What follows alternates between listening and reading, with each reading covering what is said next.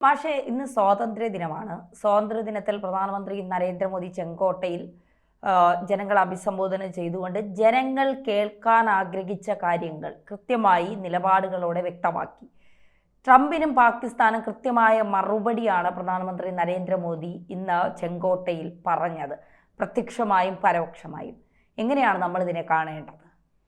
തീർച്ചയായിട്ടും ഈ കാലഘട്ടം ആവശ്യപ്പെടുന്ന നമ്മുടെ രാജ്യത്തെ സാധാരണ പൗരന്മാരുടെ അല്ലെങ്കിൽ നമ്മുടെ രാജ്യത്തെ മൊത്തം പൗരന്മാരുടെ ആശങ്കകളും ആകുലതകളും വ്യാകുലതകളും ഒക്കെ മനസ്സിലാക്കിക്കൊണ്ടുള്ള ഒരു പ്രസംഗമാണത്. ആ പ്രസംഗത്തിൽ തീർച്ചയായിട്ടും ഇന്ത്യയുടെ സ്വാതന്ത്ര്യദിന പ്രഭാഷണം എന്ന നിലയിൽ പ്രധാനമന്ത്രിയിൽ നിന്ന് ലോകം കേൾക്കേണ്ടത്, ലോകത്തോട് പറയാനുള്ളത് ലോകത്തോടും ഇന്ത്യയോട് പറയാനുള്ളത് ഇന്ത്യയോടും, നമ്മുടെ ശത്രു രാജ്യങ്ങൾക്കോട് കിട്ടേണ്ടത് അവരോട് പറയാനുള്ളത് അവരോടും ഒക്കെ കൃത്യമായി ചൂണ്ടിക്കാണിച്ചിട്ടുണ്ട്. ഒപ്പം ആ പ്രസംഗത്തിൻ്റെ ഒരു പ്രത്യേകത എനിക്ക് തോന്നിയത് അദ്ദേഹത്തെ, പ്രധാനമന്ത്രിയെ ആ പദവിയിലെത്തിച്ച, അദ്ദേഹത്തെ ഇന്നോളം വളർത്തിയ അദ്ദേഹത്തിൻ്റെ രാഷ്ട്രീയ പ്രസ്ഥാനങ്ങളോടും അദ്ദേഹത്തിന് കിട്ടിയ സാമൂഹികമായ പിന്തുണയോടും ഒക്കെയുള്ള അദ്ദേഹമാക്കി തീർത്ത RSS ഉൾപ്പെടെയുള്ള പ്രസ്ഥാനങ്ങളോടുള്ള നന്ദിയും അല്ലെങ്കിൽ കൂറും ഒക്കെ ആ പ്രസംഗത്തിൽ പ്രകടമാക്കിയിട്ടുണ്ട്. ആ അർത്ഥത്തിൽ എനിക്ക് തോന്നുന്നു ചരിത്രപരമായി ശ്രദ്ധേയമായൊരു പ്രസംഗമായിരിക്കും. ഒരു പക്ഷേ നാളെ മുതൽ ഇന്ത്യയിൽ വലിയ ചർച്ചയ്ക്കും വിവാദങ്ങൾക്കൊക്കെ ഇടയാക്കാനും സാധ്യതയുള്ളൊരു പ്രസംഗം കൂടിയായിട്ട് വേണം ഇത്തവണത്തെ സ്വാതന്ത്ര്യദിന പ്രഭാഷണത്തെ കാണാൻ. ഈ തീരുവയുമായി ബന്ധപ്പെട്ട് കൃത്യമായ മറുപടി ട്രംപിന് നൽകിയിട്ടുണ്ട്. അതിനൊപ്പം തന്നെയാണ് ഈ RSS എന്ന് പറയുന്ന ഒരു സംഘടനയെ ഒരു ജനപ്രതിനിധിയായിരിക്കുന്ന ഒരു ജനാധിപത്യ രാജ്യത്ത് ഒരു തിരഞ്ഞെടുക്കപ്പെട്ട ഒരു സർക്കാർ അധികാരത്തിലിരിക്കുമ്പോൾ ഒരു പ്രത്യേക സംഘടനയെക്കുറിച്ച് പറയുന്നതിലെ ഔചിത്യം അത് ശരിയാണ് എന്ന് മാഷ് വിശ്വസിക്കുന്നുണ്ടോ? അതിൻ്റെ ശരികേട് നമ്മൾ സത്യത്തിൽ ഇത്തരം പ്രസംഗങ്ങളിലൊക്കെ ഈ പ്രസംഗം തയ്യാറാക്കുന്നതിൽ തന്നെ 2-3 ഘടകം ഉണ്ടാകും. ഒന്ന്, പ്രധാനമന്ത്രി എന്ന വ്യക്തിയുടെ നിലപാടുകൾ, ആദർശങ്ങൾ, നയങ്ങൾ, പരിപാടികൾ ഒക്കെ ആ പ്രസംഗത്തിൽ വരുത്താം. അതുകൂടി അദ്ദേഹവുമായി ഡിസ്കസ് ചെയ്തിട്ടാണ് അദ്ദേഹത്തിൻ്റെ സ്റ്റാഫ് ഈ പ്രസംഗം പ്രിപ്പയർ ചെയ്യുക. 2, നമ്മുടെ രാജ്യത്തിൻ്റെ ആഭ്യന്തരമായ നയങ്ങൾ അത് ബന്ധപ്പെട്ട ഉദ്യോഗസ്ഥന്മാരും ഒക്കെ ആയിട്ട് ചർച്ച ചെയ്തിട്ടാണ് തീരുമാനിക്കുക. ആ ഭാഗം ഉണ്ടാവും. 3, നമ്മുടെ രാജ്യവും വിദേശ രാജ്യങ്ങളുമായിട്ടുള്ള ബന്ധം വിദേശകാര്യ വകുപ്പും ആയി ബന്ധപ്പെട്ട ആണ് തയ്യാറാക്കുക. അതുകൊണ്ട് ആ ഭാഗങ്ങളിലൊക്കെ തന്നെ പ്രധാനമന്ത്രിയുടെ ഒരു നിലപാട്, അദ്ദേഹത്തിൻ്റെ വ്യക്തിനിഷ്ഠമായ അഭിപ്രായങ്ങൾ പ്രകടിപ്പിച്ചൂടെ എന്ന് ചോദിച്ചാൽ പ്രകടിപ്പിക്കാറുണ്ട്. പ്രകടിപ്പിച്ചതിൻ്റെ അനുഭവങ്ങളും ധാരാളമുണ്ട്. അപ്പോൾ അതുകൊണ്ട് ഇപ്പോൾ അദ്ദേഹം നരേന്ദ്രമോദി ചെയ്തിരിക്കുന്ന ഒരു പക്ഷേ ഇപ്പോൾ ധന്യ പറഞ്ഞ പോലെ വിവാദമായേക്കാവുന്ന ഒരു വിഷയമാണ് RSSനെ കുറിച്ച് പറഞ്ഞത്. അത് ആസ്ഥാനത്തല്ല. 2 കാരണങ്ങളാൽ അതിൽ പുതുമയൊന്നും കാണുന്നില്ല. അത് വിവാദമാക്കേണ്ട കാര്യമുണ്ടെന്ന് തോന്നുന്നില്ല. കാരണം ഒന്ന്, RSSൻ്റെ 100ാം വാർഷികമാണ്. RSSൻ്റെ ഒരു രാഷ്ട്രീയ പ്രത്യയശാസ്ത്രം നെഞ്ചേറ്റി വളർന്ന ഒരാളാണ് നരേന്ദ്രമോദി. RSSൻ്റെ പ്രവർത്തനങ്ങൾ ഇപ്പോൾ BJP എന്ന ഒരു രാഷ്ട്രീയ പാർട്ടിയുടെ മാത്രം ശക്തി കൊണ്ടല്ല BJP ഭരിക്കുന്നത്. BJPയെ ഇന്ത്യയിലെ ഒരു ഭരണകക്ഷിയാക്കി മാറ്റുന്നതിൽ, ഈ നരേന്ദ്രമോദിയെ ഗുജറാത്തിൻ്റെ മുഖ്യമന്ത്രിയാക്കി മാറ്റുന്നതിൽ, അവിടെ നിന്ന് അദ്ദേഹത്തെ ഡൽഹിയിലേക്ക് കൊണ്ടുവന്ന് ഇന്ത്യയുടെ പ്രധാനമന്ത്രി ആക്കുന്നതിലൊക്കെ RSSനെ പോലെ ഒരു പ്രസ്ഥാനം വഹിച്ച പങ്ക് ചെറുതല്ല. അതുകൊണ്ട് അദ്ദേഹം RSSൻ്റെ ഇപ്പോൾ കഴിഞ്ഞ കാലങ്ങളിലൊന്നും ഇല്ലാത്ത വിധം ഇക്കൊല്ലം പരാമർശിക്കേണ്ടി വന്നത് RSSൻ്റെ 100ാം വാർഷികം ലോകവ്യാപകമായി ആചരിക്കുകയാണ്. ഇന്ത്യയിലാണെങ്കിൽ 100ാം വാർഷിക പരിപാടികൾ വളരെ വ്യത്യസ്തമായി നടക്കുകയാണ്. ഈ ഡൽഹിയിൽ തന്നെ ലോകരാജ്യങ്ങളുടെയൊക്കെ പ്രതിനിധികളെ പങ്കെടുപ്പിച്ചുകൊണ്ടുള്ള മോഹൻ ഭഗവത്തിൻ്റെ പ്രഭാഷണ പരമ്പര ഉൾപ്പെടെ നടന്നു വരികയാണ്. അപ്പോൾ ആ സമയത്ത് നടക്കുന്ന സ്വാതന്ത്ര്യദിനാഘോഷം എന്ന നിലയിൽ, രാജ്യത്തെ ഒരു പ്രധാനപ്പെട്ട ഇവൻ്റ് എന്ന നിലയിൽ, രാജ്യത്ത് സാമൂഹ്യ സേവനം നടത്തിക്കൊണ്ടിരിക്കുന്ന ലോകോത്തരമായെന്ന് അദ്ദേഹം പറയുന്നുണ്ട്. ലോകത്തിലെ ഏറ്റവും വലിയ NGO ആണ് അല്ലേ, നോൺ ഗവൺമെൻറ് ഓർഗനൈസേഷനാണ്.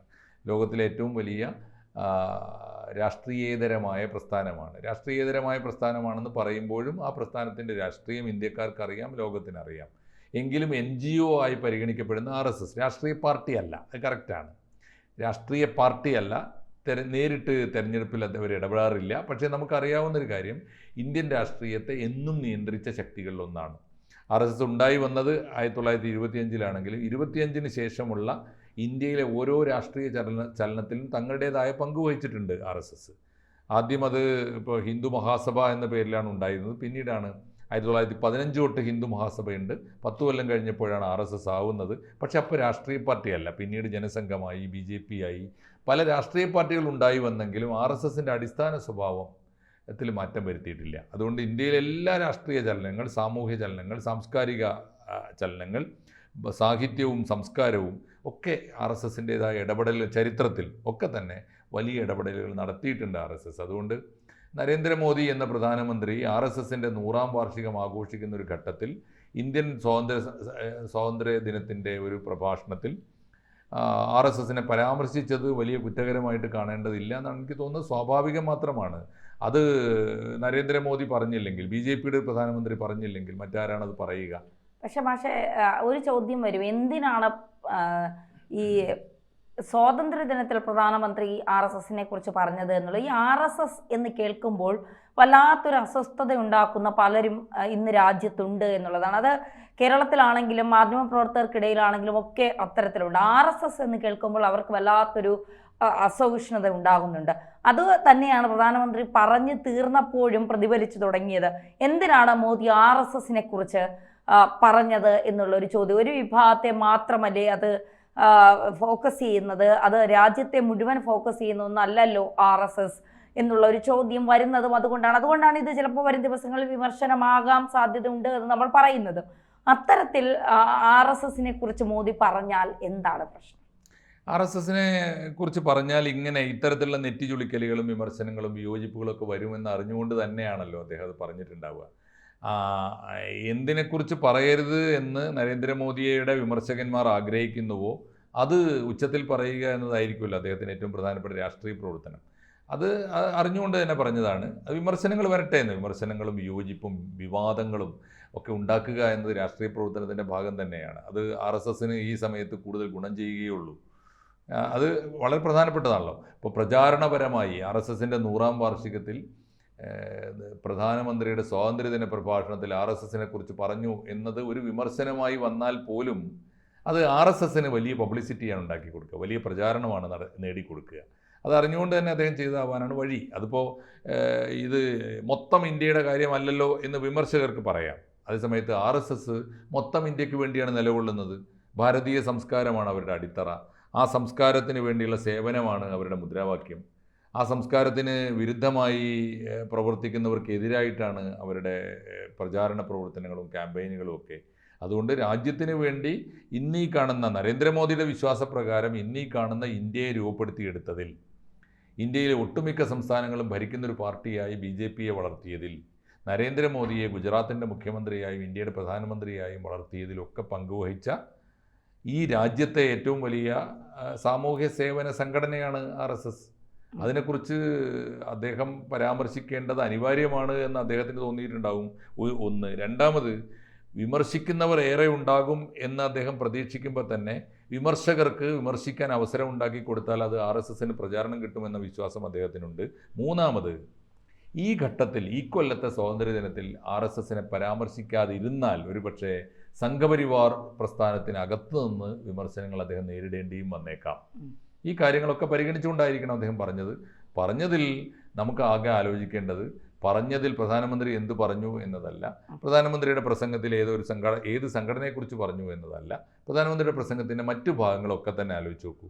ഇപ്പോൾ അമേരിക്കൻ താരിഫിനെ നേരിടാനുള്ള യഥാർത്ഥ മാർഗം അദ്ദേഹത്തിൻ്റെ കയ്യിലുള്ളത് കയറ്റുമതിയും ഇറക്കുമതിയും ഈ രാജ്യത്തിൻ്റെ വ്യാപാരത്തെയാണ് ബാധിക്കുക. അപ്പോൾ രാജ്യത്തിന് ചെയ്തു കൊടുക്കാനുള്ള, കയറ്റുമതിക്കാർക്ക് ചെയ്തു കൊടുക്കാനുള്ള സൗകര്യം ഇവിടുത്തെ ടാക്സ് കുറച്ചിട്ട് അവിടുത്തെ ടാക്സിനെ നേരിടുക. അവിടുന്ന് ഇറക്കുമതി ചെയ്യുമ്പോൾ അവിടെ തീരുവ കൂടുതലാണെങ്കിൽ ഇവിടെ കുറച്ച് കൊടുക്കുക. അങ്ങനെയാണ് നമ്മുടെ വ്യാപാരികളെ സഹായിക്കുക. അതിന് ബദൽ നടപടികൾ അദ്ദേഹം GST ഉൾപ്പെടെയുള്ള കാര്യങ്ങളിൽ അത് കാണുന്നുണ്ട്. അതുകൊണ്ട് രാജ്യത്തിൻ്റെ മുന്നോട്ടുള്ള പോക്കിനെ കുറിച്ചുള്ള ദീർഘവീക്ഷണം അദ്ദേഹത്തിന് ഉണ്ട് എന്ന് വേണം കാണാൻ. ആ കൂട്ടത്തിൽ RSSനെ കുറിച്ച് പറഞ്ഞെങ്കിൽ അത് വിവാദമാക്കുകയല്ല വേണ്ടത്. പ്രധാനമന്ത്രി രാജ്യത്തിന് ഗുണകരമായി പറഞ്ഞ കാര്യങ്ങളെ പോസിറ്റീവായിട്ട് കാണുകയാണ് വേണ്ടത്.